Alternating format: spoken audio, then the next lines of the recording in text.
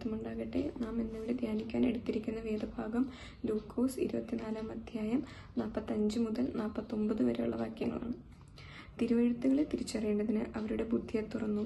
ക്രിസ്തു കഷ്ടം അനുഭവിക്കുകയും 3-ാം നാൾ മരിച്ചവരിൽ നിന്ന് ഉയർത്തെഴുന്നേൽക്കുകയും അവൻ്റെ നാമത്തിൽ മാനസാന്തരവും പാപമോചനവും യെരുശലേമിൽ തുടങ്ങി സകല ജാതികളിലും പ്രസംഗിക്കുകയും വേണം എന്നിങ്ങനെ എഴുതിയിരിക്കുന്നു. ഇതിന് നിങ്ങൾ സാക്ഷികളാകുന്നു. എൻ്റെ പിതാവ് വാഗ്ദത്തം ചെയ്തതിനെ ഞാൻ നിങ്ങളുടെ മേൽ അയക്കും.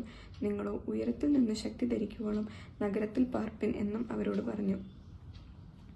ഈ വചനങ്ങൾ വായിക്കുമ്പോൾ നാം മനസ്സിലാക്കുന്നത് ക്രിസ്തു മരിച്ചു ഉയർത്തെഴുന്നേറ്റതിന് ശേഷം തൻ്റെ ശിഷ്യന്മാരെ കണ്ട് സംസാരിക്കുകയാണ്. ഇവിടെ തിരുവെഴുത്തുകളെ തിരിച്ചറിയേണ്ടതിന് യേശു തൻ്റെ ശിഷ്യന്മാരുടെ ബുദ്ധിയെ തുറന്നു കൊടുക്കുകയാണ്.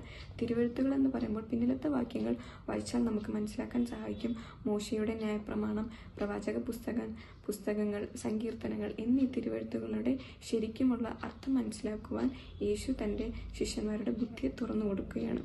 ഇവിടെ നാം വായിക്കുമ്പോൾ മനസ്സിലാക്കുകയാണ് തിരുവെഴുത്തുകളിൽ ക്രിസ്തു കഷ്ടം അനുഭവിക്കുന്നതിനെ പറ്റിയും പിന്നെ മരിച്ചവരിൽ നിന്ന് 3-ാം നാൾ ഉയർത്തെഴുന്നേൽപ്പിനെ പറ്റിയെല്ലാം ഇതിൽ എഴുതപ്പെട്ടിട്ടുണ്ട്. അതോടൊപ്പം തന്നെ യേശുവിൻ്റെ നാമത്തിൽ മാനസാന്തരവും പാപമോചനം സകല മനുഷ്യർക്കും ലഭിക്കും എന്നാണ് ഈ തിരുവെഴുത്തുകൾ എഴുതിയിരിക്കുന്നത്. ഇതിൻ്റെ എല്ലാം സാക്ഷികളാണ് യേശുവിൻ്റെ ശിഷ്യന്മാർ. എൻ്റെ പിതാവ് വാഗ്ദത്തം ചെയ്തതിനെ ഞാൻ നിങ്ങളുടെ മേൽ അയക്കും.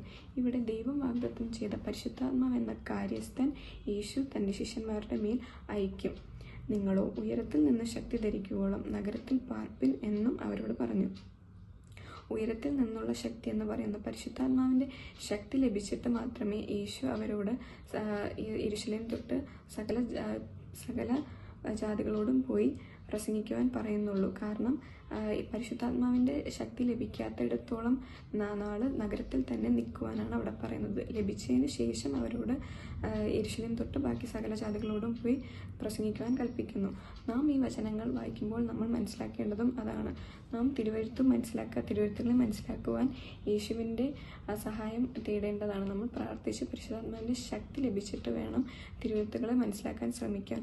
അതിൽ യഥാർത്ഥമായ അർത്ഥം നാം മനസ്സിലാക്കിയിട്ട് മറ്റുള്ളവരോടും പങ്കിടാൻ നമ്മൾ ശ്രമിക്കേണ്ടതാണ്.